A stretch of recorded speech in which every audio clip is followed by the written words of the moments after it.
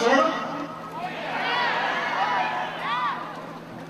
Well, listen, before I begin, I think it's important to say that our thoughts are with our fellow Americans down on the Gulf. They're preparing for the New Orleans guy right here.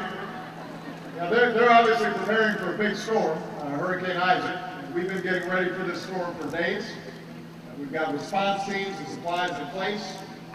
America will be there to help folks recover, no matter what this storm brings, because when disaster strikes, we're not Democrats or Republicans first, we are Americans first.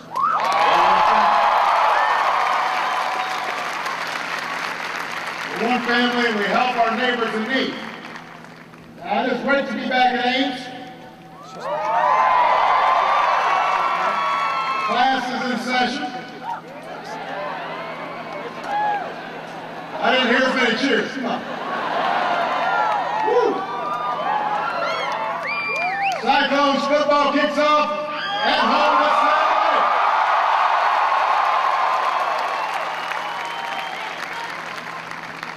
I won't pretend I can give a speech like Coach Rhodes can, but I'm going to try. Because just over 2 months from now, for the first time in most of your lives, you will get a chance to pick a president.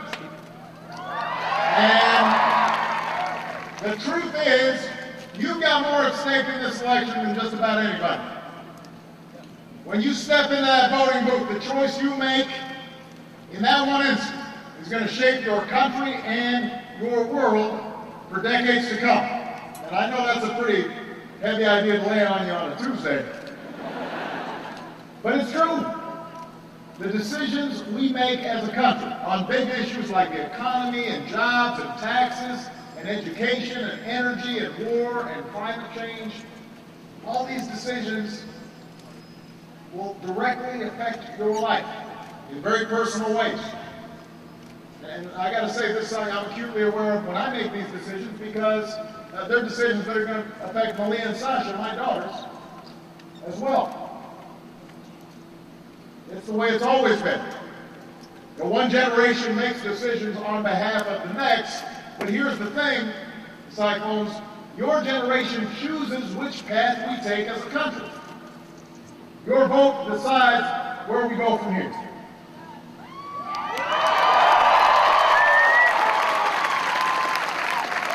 Will we make sure that more good jobs and opportunity take root?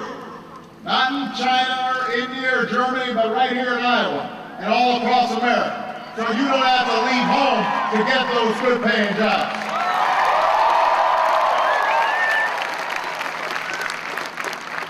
Are we going to reward an honest day's work with a chance to buy a home of your own?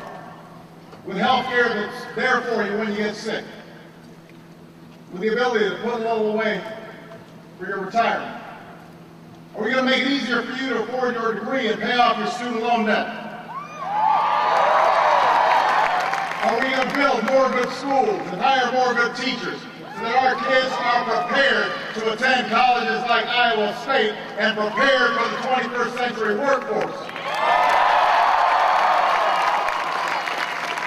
Will this be a country that keeps moving away from foreign oil and towards renewable sources of energy like wind and solar and biofuel?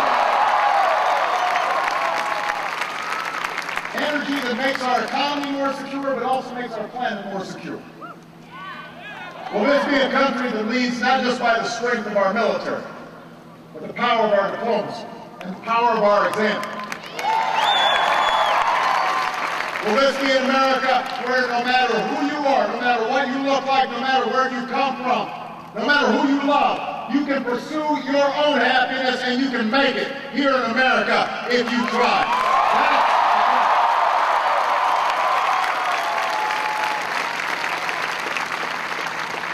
That's what the last 4 years have been about. That's what this campaign is about. And that's why I'm running for a second term as President of the United States of America.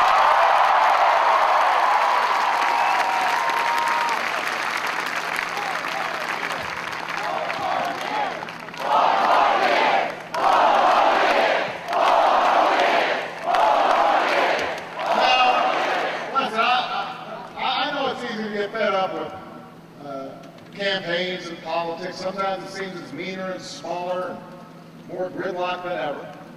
And every day there's a steady stream of cynics who will tell you, nothing really changes. You can't make a difference. You won't be able to close the gap between life as it is and life as you want it to be. Old folks will always tell you that. And I'm in that category now. And frankly, some folks, they make it their political strategy to try to make you feel discouraged. They'll tell you over and over again how bad everything is. And then, of course, they'll laugh and it's all Obama's fault. And they'll tell you that if you believed in change 4 years ago, your faith was foolish and you were being naive. Now, last week, my opponent's campaign went so far as to write you off as a lost generation. That's you, according to them.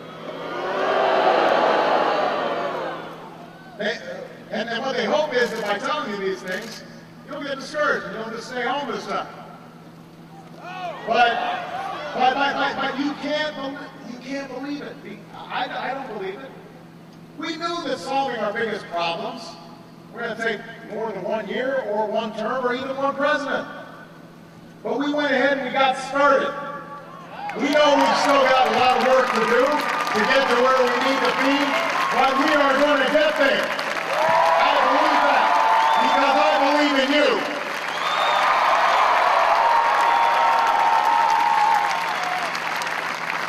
As tough as times have been, you're tougher.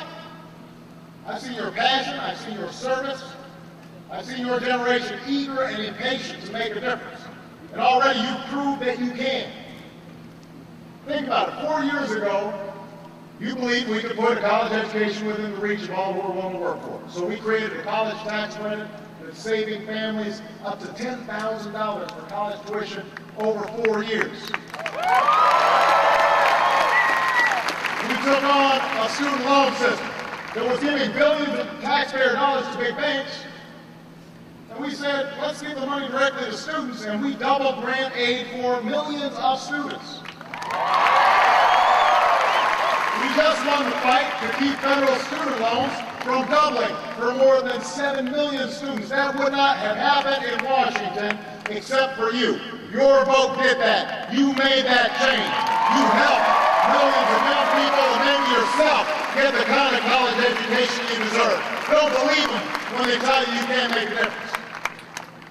You believed 4 years ago that we could use less foreign oil and reduce the carbon pollution that threatens our planet. And in just 4 years, we doubled the generation of clean, renewable energy like wind and solar. We developed new fuel standards so that your car will get nearly 55 miles per gallon by the middle of the next decade. That's going to save you money at the pump. That will reduce greenhouse gas emissions by a level roughly equivalent to a year's worth of emissions from all the cars in the world. Today, America is less dependent on foreign oil than any time in nearly 20 years. We're on track to emit fewer greenhouse gases this year than we have in nearly 20 years. You can keep those trends going. You believe in America. And that's what's brought about change. You believe that nobody should go broke in America just because they get sick.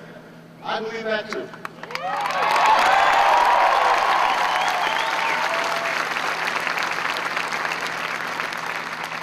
Well, the other side calls Obamacare. I've got to grow to like the term Obamacare. I do care. I care about folks with pre-existing conditions. I care about kids who don't have insurance. And so today, because of the new health care law, nearly 7 million young people, including some of you in this audience, have been able to stay on your parents' plan. Your grandparents are saving money on their medicine. Women have gained access to free preventive care like mammograms and contraception. Your vote made that happen. You made that change. It was young people like you that said we could end the war in Iraq. Today that war is over, as promised.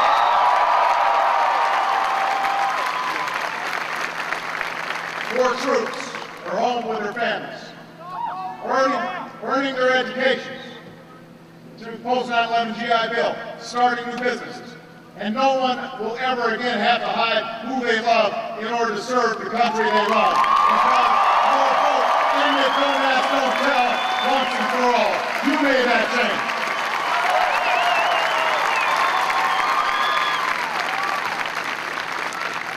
So the point is, Ames, your vote matters. Your vote made a difference. Change was possible because of you. Now we've got more work to do.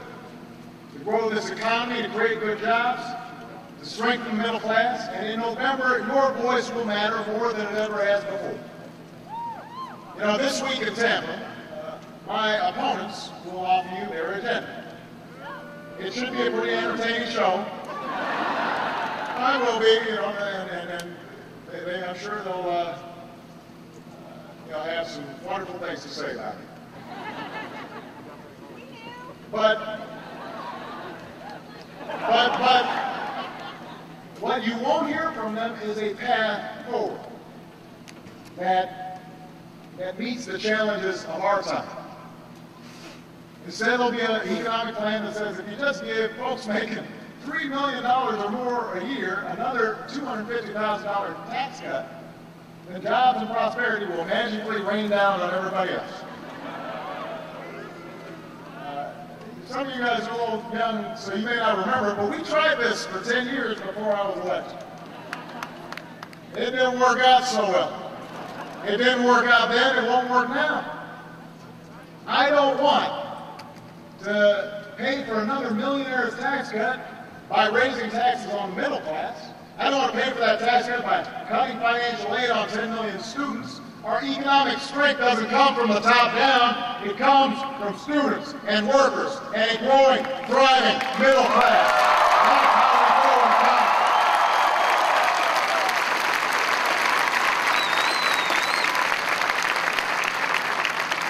So in just over 2 months, you will make a choice about which path we take. And it's going to be a stark choice. You can choose whether we give massive new tax cuts to folks who already made it, or whether we're going to keep taxes low for every American who's still trying to make it. You know, I've cut taxes for the middle class, and for families, and for students.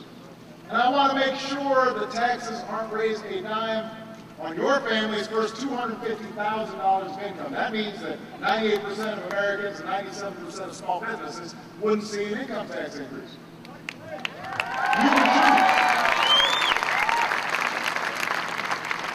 You can choose whether we're going to give up new jobs and new industries to China and India, or whether we're going to fight for those jobs by investing in the research of our scientists and the drive of our students and the innovation that harnesses new sources of energy, brings the next generation of manufacturing to places like Ames and Milwaukee and Detroit and Pittsburgh. That's your choice.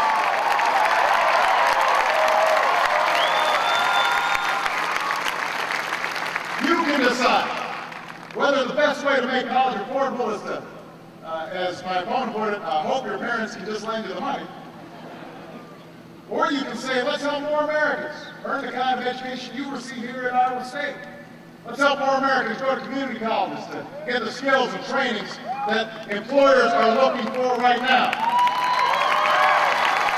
Let's help more Iowans learn to be leaders at the Harkin Public Policy Institute that a Cyclone alum and your great Senator Tom Harkin is setting up.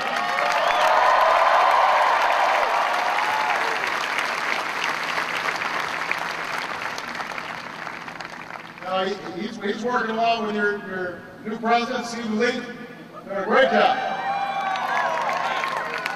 And you know, as Misha mentioned, although I am getting gray, I still remember what it was like for you guys. Because Michelle and I finished paying off our loans just 8 years ago. We know what it's like. We shouldn't make it harder. We should make it easier. We shouldn't end the college tax credit we created. We should extend it. Because in America, higher education isn't a luxury, it's an economic necessity that every family should be able to afford. That's the choice in this life.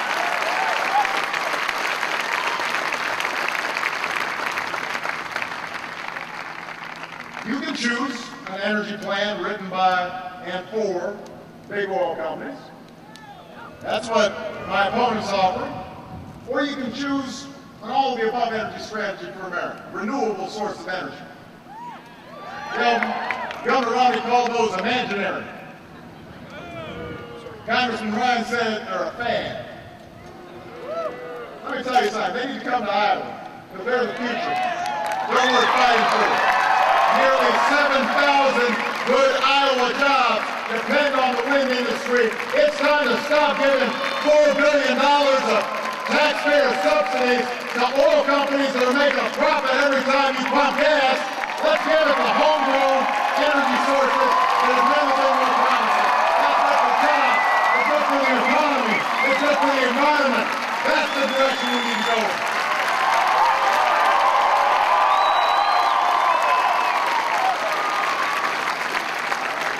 But it's all up to you. It's up to you whether we go back to a healthcare system that let insurance companies decide who to cover and when.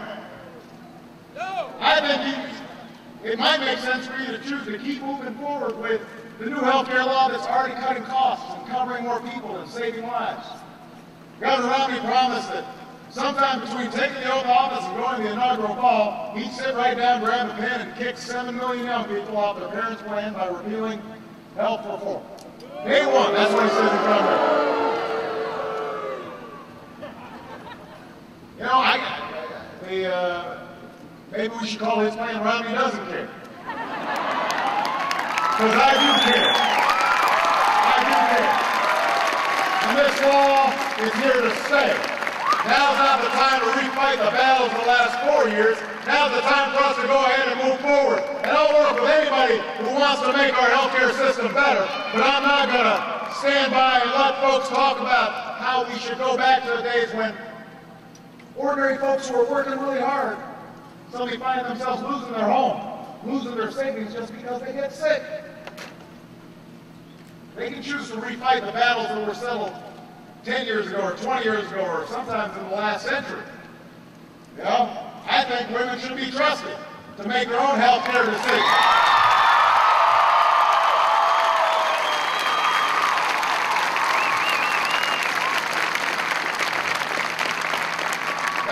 That's a choice that you've got to make.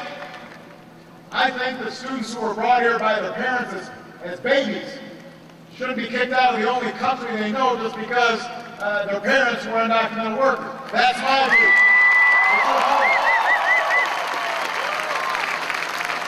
I don't think we should rewrite the Constitution to prevent gay Americans from being able to marry the person they love. That's my view.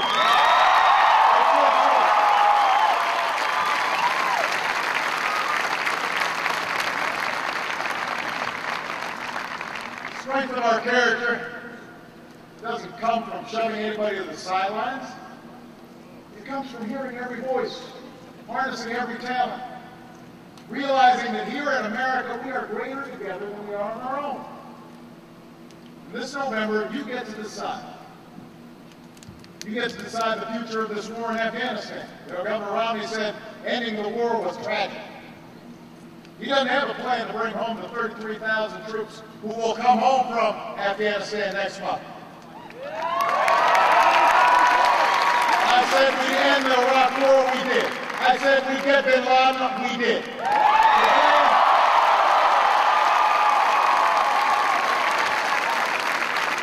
Today all of our troops are out of Iraq.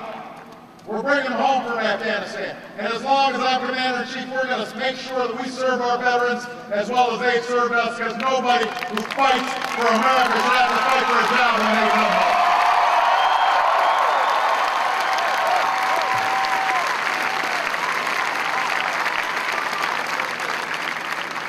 But these are your choices. Governor Romney wants to pass a new $5 trillion tax cut targeted towards the wealthiest Americans. That's not going to cut our debt. Ignoring inequality doesn't make it go away. Denying climate change won't make it stop. These things won't make for a brighter future. They won't make your future stronger.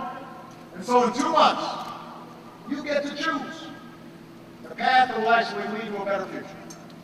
You have the chance to prove the cynics wrong one more time. And the other side's going to spend these next 2 months, they are going to spend more money than you've ever seen in your life.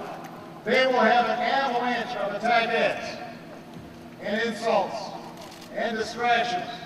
And sometimes they'll just, how do I put it? They will fib.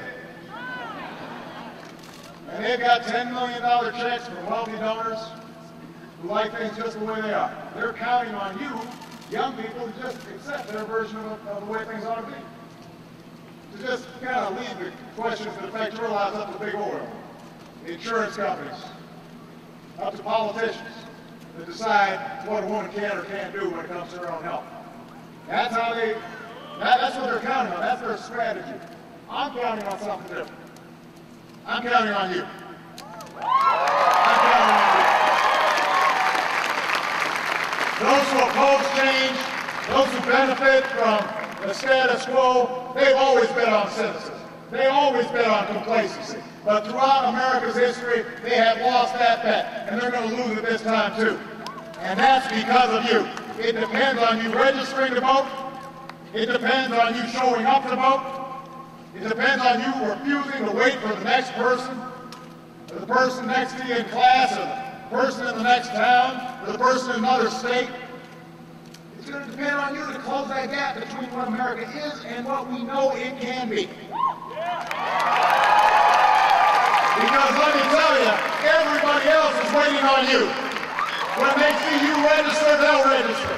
When they see you vote, they'll vote. And I'm asking you one more time to do what we did, what young people all across the state of Iowa did 4 years ago.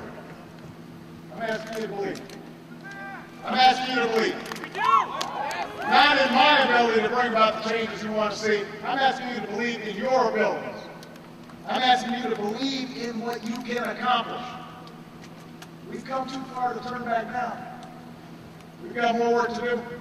We've got more young people to send to college. We've got more good jobs to create. We've got more homegrown energy to generate. We've got more good teachers to hire and more good schools to build. We've got more troops we got to bring home. We got more veterans we got to take care of. We got more doors of opportunity that we have to open up to every single person who's willing to work hard and walk through those doors. That's why I'm asking you for a second term. And if you're willing to stand with me and work with me and knock on some doors with me and make some phone calls with me, and if you're willing to vote for me in November, we will win Iowa. We will win this election. We will finish when we started. And we will